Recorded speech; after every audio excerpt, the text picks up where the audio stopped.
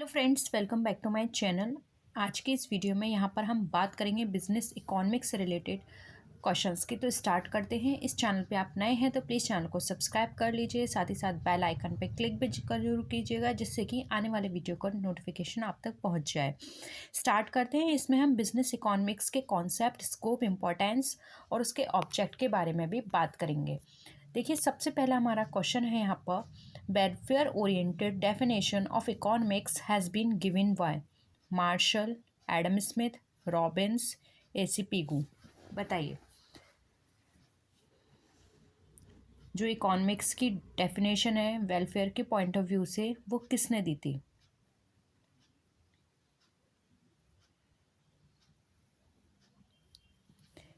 देखिए, यहाँ पर इकोनॉमिक्स डेफिनेशन की बात करें तो वेलफेयर के बारे में जिसने बात की थी वो थे यहाँ पे हमारे अल्फ्रेड मार्शल। ऑप्शन 1 यहाँ पे करेक्ट है। अल्फ्रेड मार्शल ने एम्फेसिस किया था वेलफेयर ऑफ मैन पे रेदर देन वेल्थ पर। अकॉर्डिंग टू दैम, इकोनॉमिक्स एक ऐसी स्टडी है जिसके अंदर हम ह्यूमन लाइफ के ऑर्डिनरी बिजनेस को हम एनालाइज करते हैं, उसकी स्टडी करते हैं, जिसके अंदर ये देखा जाता है कि एक इंडिविजुअल पर्सन और उसकी जो सोशल एक्टिविटीज़ हैं उसको एग्जामिन करके हम ये चेक करते हैं कि जो भी उससे रिलेटेड एस्पेक्ट्स हैं वो कितना उससे क्लोजली रिलेटेड है। ठीक है, उसके बाद हम ये भी देखते हैं कि उसका जो भी कंजम्पशन है मटेरियल हैप्पीनेस को लेके वो किस तरह से है। तो ओवरऑल यहाँ पे उसके वेलफेयर के रिगार्डिंग बात की जाती है। ठीक है, तो ऑप्शन यहाँ पे 1 हमारा राइट आंसर हो जाएगा। नेक्स्ट क्वेश्चन देखिए, the definition of wantlessness in economics was given by Marshall, JK Mehta, AC Pigou या फिर पी सैमुअल्सन। क्या होगा आंसर?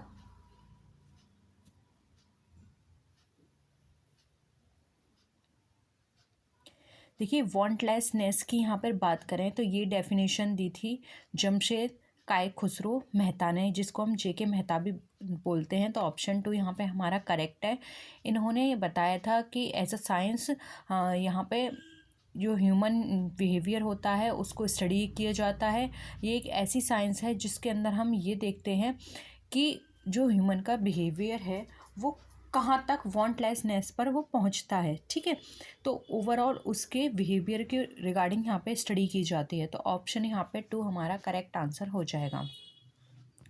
नेक्स्ट क्वेश्चन देखिए, the economic environment of a business include. अब इकोनॉमिक एनवायरनमेंट जो है किसी भी बिजनेस का, वो क्या इंक्लूड करता है?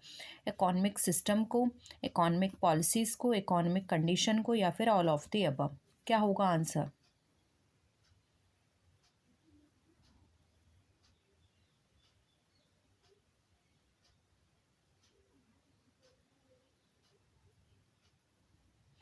देखिए, बिजनेस ऑर्गेनाइजेशन के इकोनॉमिक एनवायरनमेंट की बात करें तो इनमें वो सारे पार्ट इंक्लूड हो जाते हैं जो कि हमारे मैक्रो एनवायरनमेंट के रिगार्डिंग इसमें बात की जा रही है।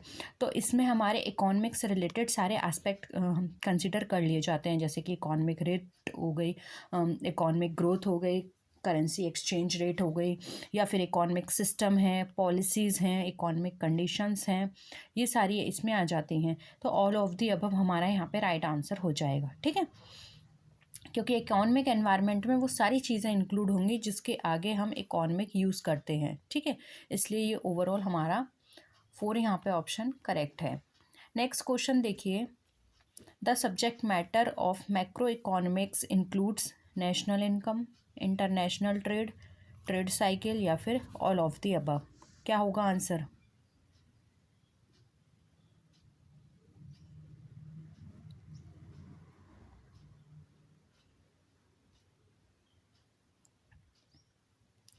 देखिए, यहाँ पे मैक्रो इकोनॉमिक्स की बात करें तो एज अ होल ये बात करती है, डिटेल स्टडी इसके अंदर कंसिडर की जाती है।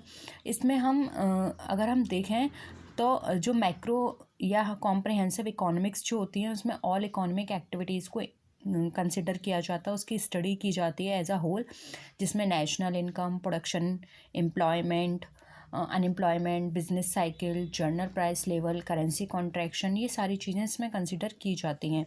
इसलिए यहाँ पे ऑप्शंस भी हमारे सारे सही हैं, इसलिए हम ऑप्शन 4 पे यहाँ पे टिक करेंगे, क्योंकि ऑप्शन 4 यहाँ पे हमारा सारा मैक्रो इकोनॉमिक्स के ऊपर फोकस कर रहा है। तो ऑप्शन 4 यहाँ पे हमारा राइट आंसर है। नेक्स्ट क्वेश्चन देखिए, according to the classical theory of employment, deviation from the state of full employment are of permanent nature, purely temporary, imaginary situation, normal situation.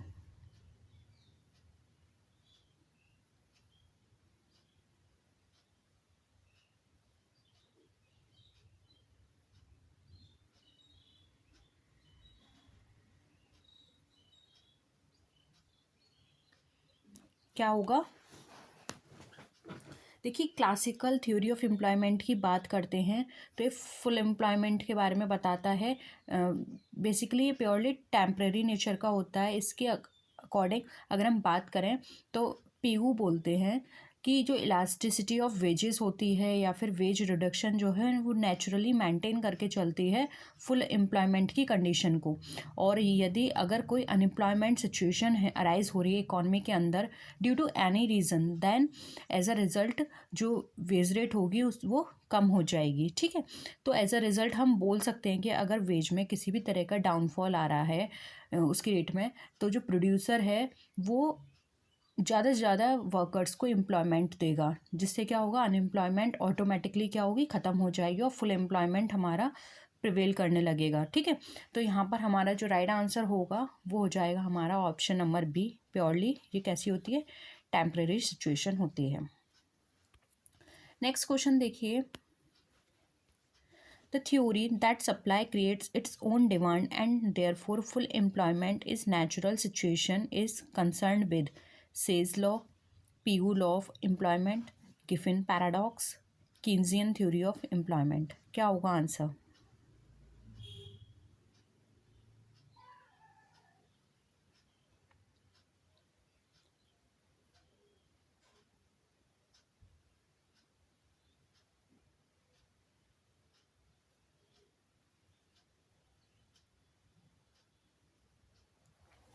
देखिए, अगर हम एक ट्रेडिशनल व्यू को लेकर चलें तो वहाँ पर क्या होता है, जो फ्री इकॉनमी की एग्रीगेट डिमांड और एग्रीगेट सप्लाई की जो क्वालिटी है वो हमारे इक्विलिब्रियम कंडीशन में आ जाती है और वहाँ पर हम क्या करते हैं, फुल एम्प्लॉयमेंट अटेन करते हैं।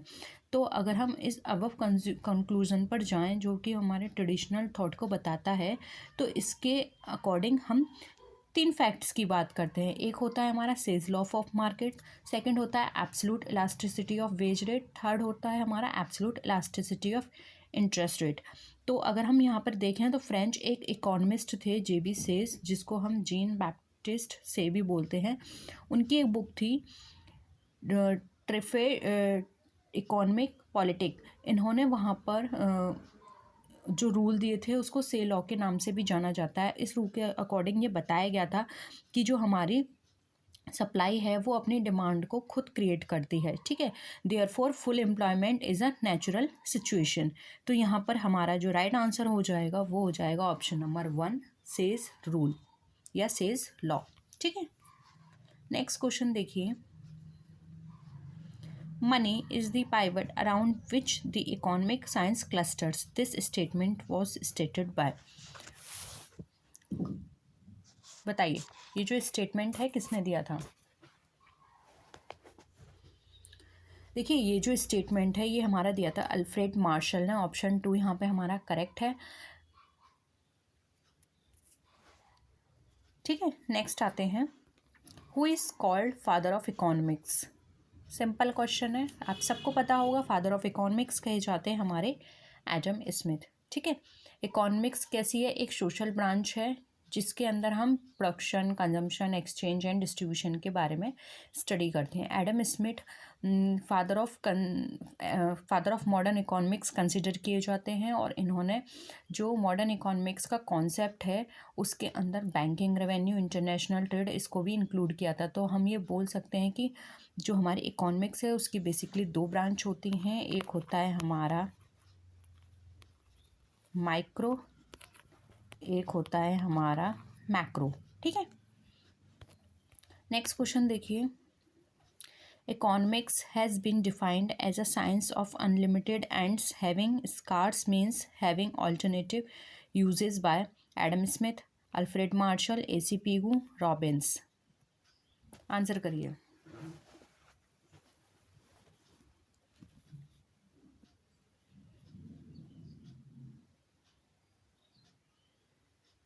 देखो, स्कार्सिटी की बात करें या फिर लिमिटेड रिसोर्सेज की बात करें तो उसका जो सपोर्ट की, और हम अगर बात करें कि इसके रिगार्डिंग जो फेमस इकोनॉमिस्ट थे उन्होंने बताया था कि इकोनॉमिक्स जो है एक तरह से एक ऐसी साइंस के बारे में है जिसमें अनलिमिटेड एंड्स हैं, और साथ ही साथ यहाँ पे अगर हम बात देखें तो यहाँ एक ही जो हमारी इकोनॉमिक्स है इसमें स्कार्स रिसोर्सेज की बात की जा रही है, यानी कि हम अब यहाँ पे हमारे रिसोर्सेज तो स्कार्स हैं तो हम उनके ऑल्टरनेटिव यूजेस को भी हम यहाँ पे कंसिडर करते हैं।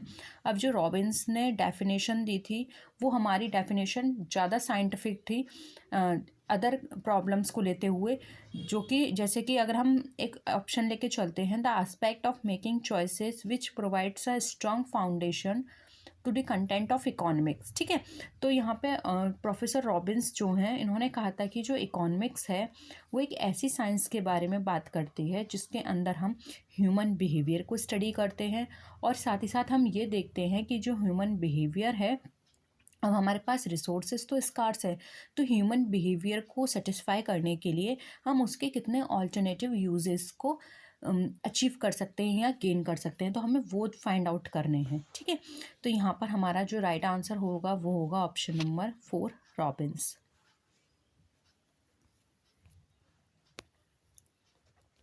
नेक्स्ट क्वेश्चन देखिए, reasoning from the general to the particular in economics is called deductive method, inductive method, experimental method या फिर नन ऑफ द अबव। बताइए। Reasoning from general to particular,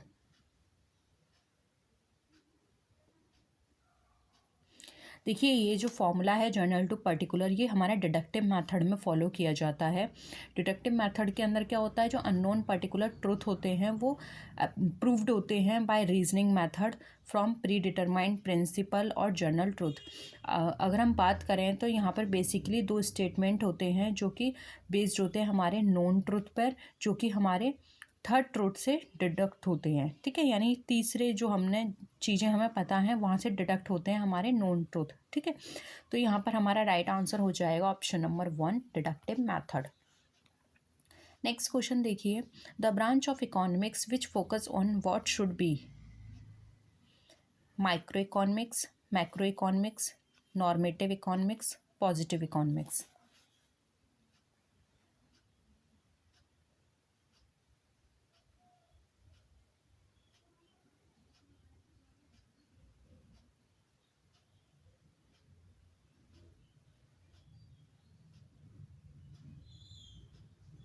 बताइए। देखिए जो हमारी जो ब्रांच है व्हाट शुड बी, ये हमारी फोकस करती है नॉर्मेटिव साइंस या नॉर्मेटिव साइंस के अकॉर्डिंग इसको फॉलो किया जाता है। व्हाट इज़ एक टर्म भी आपको यूज़ किया जाता है, जो आपको पूछा जा सकता है कि what should be the normative economics है, लेकिन व्हाट इज़ कौन सी इकोनॉमिक्स है तो वो हमारी पॉजिटिव इकोनॉमिक्स कहलाती है। ठीक है, तो आप इसको नोट कर लेना। नेक्स्ट क्वेश्चन देखिए, if production is zero then fixed cost for cost term will be positive, negative, zero or none of these।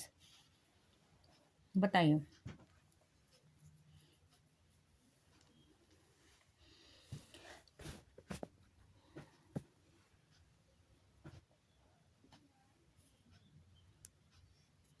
देखिए यहाँ पर हम फिक्स्ड कॉस्ट की बात कर रहे हैं और पूछा जा रहा है शॉर्ट टर्म के लिए, तो प्रोडक्शन जीरो है और फिक्स्ड कॉस्ट शॉर्ट टर्म के लिए हमारी कैसी होगी, पॉजिटिव। वहीं अगर हम बात करें कि फिक्स्ड कॉस्ट हमारी कौन सी कॉस्ट होती है, फिक्स्ड कॉस्ट वो कॉस्ट होती है जो कि हमारे आउटपुट हमारा इवन जीरो क्यों ना हो वहाँ पर भी हमारी फिक्स्ड कॉस्ट रिमेन सेम रहेगी। ठीक है, तो यहाँ पर हमारा जो आउटपुट है और अगर हमारा आउटपुट हाईएस्ट लेवल पर है तब भी हमारी उतनी ही रहेगी। तो यहाँ पर हमारा जो राइट आंसर हो जाएगा वो होगा हमारा ऑप्शन नंबर 1। नेक्स्ट क्वेश्चन है विच वन इज ऑड, अब इसमें से आपको ऑड बताना है, economic policies, economic planning, socio cultural factors, macro economics, narrow. बताइए।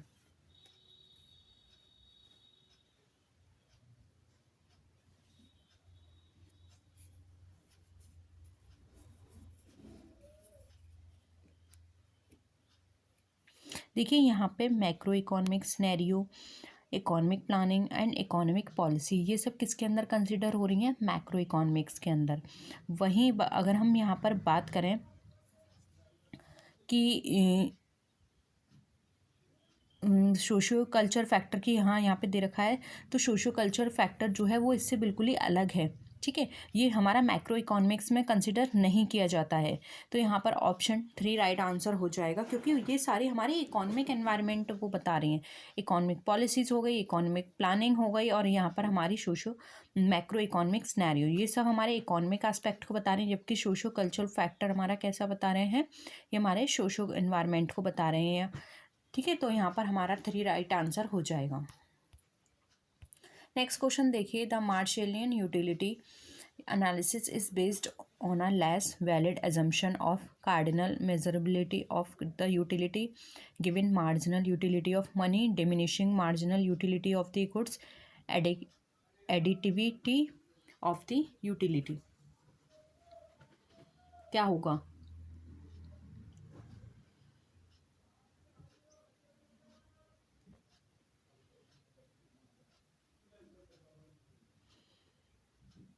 देखिए मार्जिनल यूटिलिटी एनालिसिस जो होती है वो हमारी बेस्ड होती है मार्जिनल यूटिलिटी ऑफ मनी पर।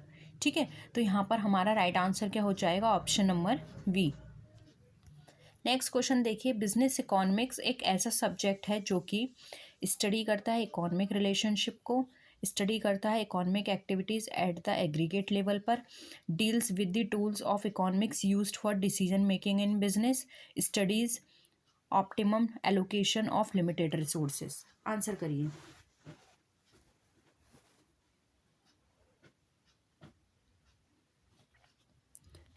क्या होगा आंसर? ऑप्शन 3 यहाँ पे राइट आंसर हो जाएगा। जो बिजनेस इकोनॉमिक्स है वो हमारा डील करता है, जो कि हमारी डिसीजन मेकिंग में हमारी हेल्प कर रही है उसके लिए। ठीक है, तो यहाँ पर ऑप्शन 3 हमारा राइट आंसर हो जाएगा। नेक्स्ट क्वेश्चन है, which kind of economics explains the phenomenon of cause and effect relationship, normative, positive, micro and macro.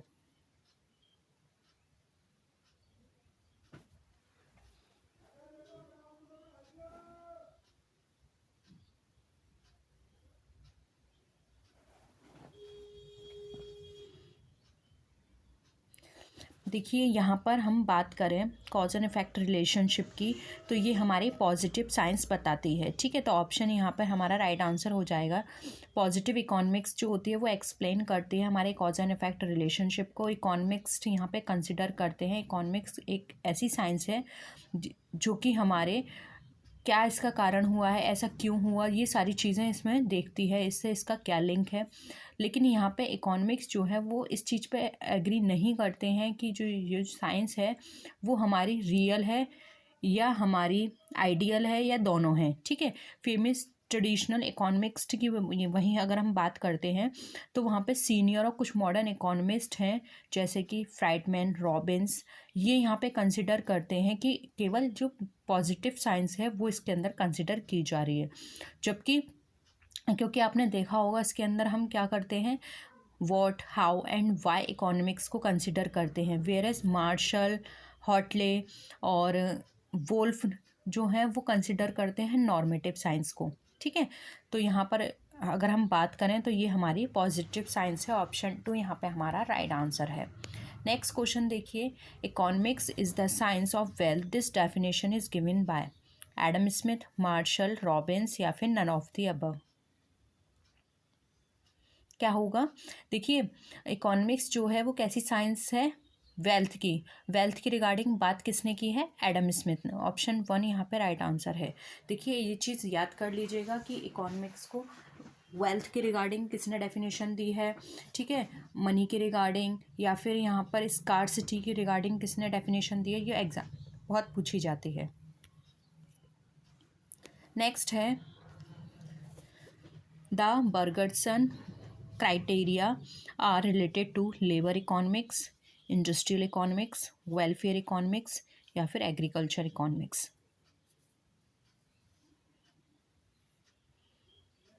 देखिए बर्गसन क्राइटेरिया की बात करें तो ये हमारा बात करता है वेलफेयर इकोनॉमिक्स की, और जो बर्गसन है इस क्राइटेरिया को सैमुअल्सन ने भी प्रमोट किया है, या सैमुअल्सन भी इस बारे में बात करते हैं।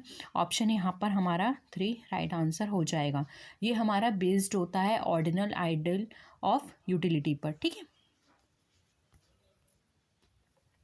नेक्स्ट क्वेश्चन देखिए, the mother of central economic problem is unlimited needs, alternative use of resources, scarcity या फिर none of these.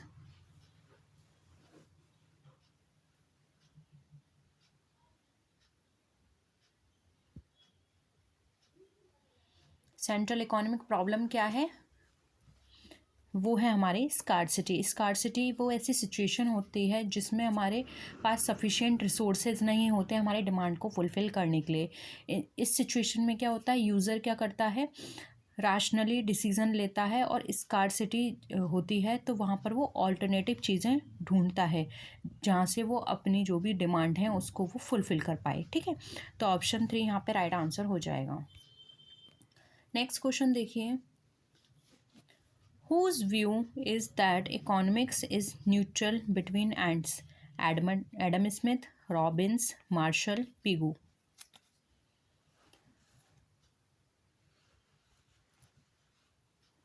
Economics is neutral between ends किसने बताया? ये जो स्टेटमेंट है ये दिया था प्रोफेसर रॉबिन्स ने, ठीक है। तो ऑप्शन यहाँ पे 2 राइट आंसर हो जाएगा। मिस्टर रॉबिन्स जो हैं वो बताते हैं कि जो इकोनॉमिक्स जो है वो एक ऐसी साइंस है जिसके अंदर ह्यूमन बिहेवियर को स्टडी किया जाता है as the relation of ends and limited means of alternative resources, ठीक है। तो ऑप्शन यहाँ पे 2 करेक्ट है। नेक्स्ट क्वेश्चन देखिए, the fundamental principle of business economics is opportunity cost, time reference, equi marginal या फिर ऑल ऑफ द अबव। क्या है फंडामेंटल या बेसिक प्रिंसिपल? देखिए बेसिक प्रिंसिपल बात करें बिजनेस इकोनॉमिक्स की तो वो अपॉर्चुनिटी कॉस्ट की भी बात करता है, टाइम रेफरेंस की भी बात करता है, और इक्यू मार्जिनल की भी बात करता है। तो यहाँ पर हम देखें तो ये जो बेसिक प्रिंसिपल्स हैं वो डिटेल एक्सप्लेनेशन करती हैं हमारी इकोनॉमिक्स के बारे में। तो यहाँ पर option 4 all of the above right answer हो जाएगा। नेक्स्ट क्वेश्चन देखिए, micro economics is known as, micro economics जानी जाती है प्राइस थ्योरी के लिए, प्रोडक्ट थ्योरी के लिए, प्रोसेस थ्योरी के लिए या फिर प्रोजेक्ट थ्योरी के लिए। आंसर करिए।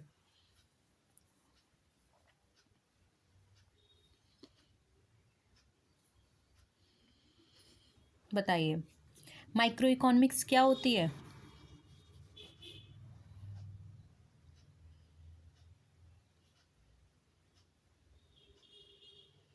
जहाँ पर हम स्मॉल चीज़ों की स्टडी करते हैं, मैक्रो में होल हम स्टडी करते हैं और इसमें हम छोटी चीज़ों की स्टडी करते हैं। तो यहाँ पर माइक्रो इकोनॉमिक्स की अगर हम मेनली बात करते हैं तो ये प्राइस थ्योरी के बारे में बताता है। जो प्राइस का जो डिटर्मिनेशन है वो इसके अंदर देखा जाता है कि एक इंडिविजुअल की जो कैपेसिटी है वो कितनी है, एक फर्म जो है के बारे में इसमें बात की जाती है। माइक्रो इकोनॉमिक्स में प्रॉब्लम जो देखी जाती हैं वो फर्म के बेसिस पर, इंडस्ट्री के बेसिस पर, पर्सन के बेसिस पर देखी जाती हैं। सिंगल प्राइसिंग की बात की जाती है, रैशनलाइजेशन की बात की जाती है फर्म के रेफरेंस में, प्रॉब्लम फिक्सेशन की बात की जाती है कि फर्म के अंदर जो वेज है वो उसको किस तरह से फिक्स किया जाएगा। तो ये सब चीज़ें माइक्रो इकोनॉमिक्स में कंसीडर की जाती हैं, ठीक है। तो ऑप्शन 1 यहाँ पे हमारा करेक्ट आंसर है।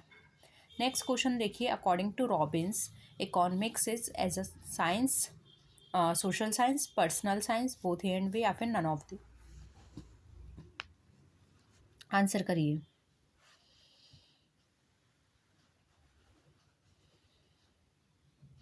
रॉबिन्स ने कैसी इकोनॉमिक्स के बारे में बात की है? इन्होंने बात की है सोशल साइंस और पर्सनल साइंस दोनों के बारे में। ऑप्शन 3 यहाँ पे both A and B right answer हो जाएगा। नेक्स्ट क्वेश्चन देखिए, a seller market is one where sellers find it difficult to sell, It is convenient for the buyers to buy. Sellers can sell what they produce. Buyers dominate the market. बताइए।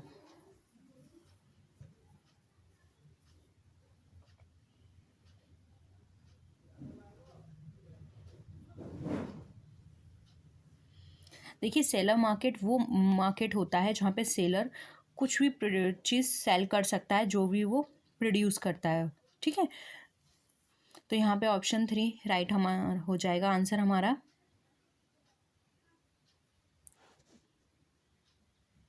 जबकि अगर हम बात करें buyer के point of view से, buyer market, तो buyer market में ये होता है कि कंज्यूमर के अकॉर्डिंग चीज़ें प्रिपेयर की जाती हैं, उनकी नीड, उनके प्रेफरेंस को ध्यान में रखते हुए, और वहाँ पे वही चीज़ें प्रोड्यूस की जाएंगी।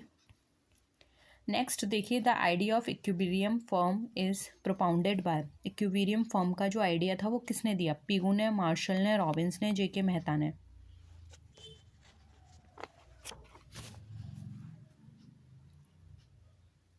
देखिए, ये जो कॉन्सेप्ट है ये दिया था हमारा पिगू ने। ऑप्शन 1 राइट आंसर है।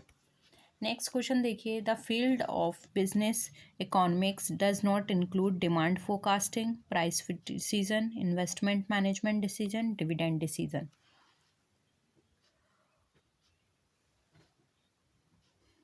क्या होगा? देखिए, यहाँ पे बिजनेस इकोनॉमिक्स के फील्ड की बात की जा रही है, तो इसमें डिमांड की हम बात करते हैं, प्राइस डिसीजन की, इन्वेस्टमेंट की, लेकिन डिविडेंड डिसीजन की इसके अंदर बात नहीं की जाती है। डिविडेंड डिसीजन की बात कहाँ की जाती है बताइए? ये की जाएगी फाइनेंशियल मैनेजमेंट के अंदर, इसलिए ऑप्शन 4 यहाँ पे हमारा राइट आंसर है। नेक्स्ट क्वेश्चन देखिए, who among the following is called a business economics? Company secretary, licence officer, economic advisor या फिर controller of accounts. Business economist कौन कहा जाता है? देखिए, बिजनेस इकोनॉमिस्ट की बात करें तो यहाँ पे इकोनॉमिक एडवाइज़र हमारा राइट आंसर हो जाएगा, क्योंकि जो इकोनॉमिक एडवाइज़र होता है वो बिजनेस इकोनॉमिस्ट होता है। जनरली एक पर्सन जो एडवाइस प्रोवाइड कर रहा है for the development of business by studying, classifying, analysing different types of information available in the contest. ठीक है, तो यहाँ पर हमारा राइट आंसर हो जाएगा ऑप्शन नंबर 3। नेक्स्ट देखिए, a point on the slope of the indifference curve is called marginal rate of substitution, establishment rate of trade-off, trade-off rate या फिर marginal rate of neutrality। बताइए, इंडिफरेंस कर्व के जो slope होता है वो क्या कहा जाएगा? ये हमारा कहलाता है मार्जिनल रेट ऑफ सब्सटीट्यूशन। ठीक है, तो ऑप्शन 1 यहाँ पे हमारा करेक्ट आंसर हो जाएगा। नेक्स्ट क्वेश्चन देखिए, what should be the management it is related to? Positive science, normative science, art, or all of these?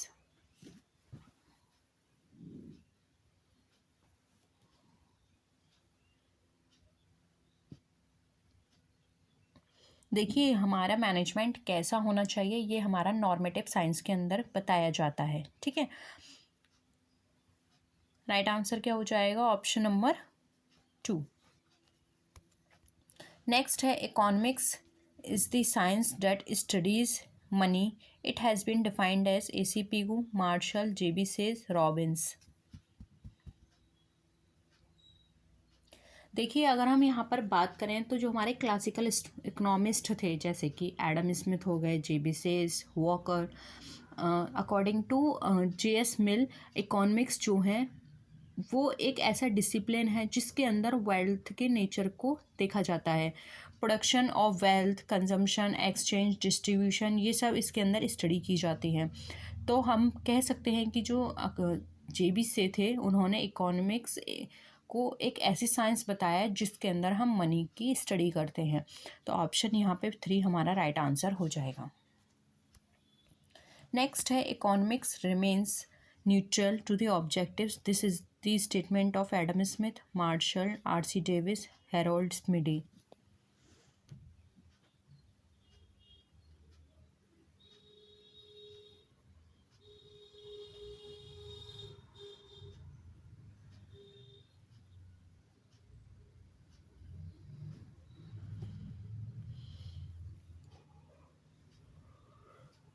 देखिए ये जो स्टेटमेंट है ये हमारा मार्शल ने दिया था कि इकोनॉमिक्स जो है वो रिमेन्स रहता है न्यूट्रल टू ऑब्जेक्टिव्स। ठीक है, तो ऑप्शन 2 यहाँ पे हमारा करेक्ट है। नेक्स्ट क्वेश्चन देखिए, the author of economic theory and operations analysis is Robbins, Keynes, Baumol या फिर मार्शल।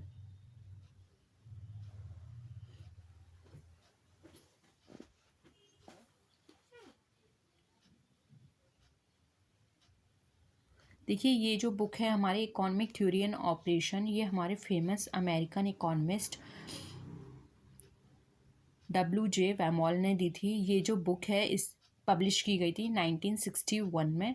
राइट आंसर हो जाएगा ऑप्शन नंबर 3। ठीक है, तो यही थे आज के क्वेश्चंस। होप आपको आज के सारे क्वेश्चंस क्लियर हुए होंगे। किसी भी तरह का डाउट हो तो नीचे कमेंट सेक्शन में बता सकते हैं। नेक्स्ट वीडियो में आपसे फिर मिलेंगे, तब तक के लिए टेक केयर, बाय बाय।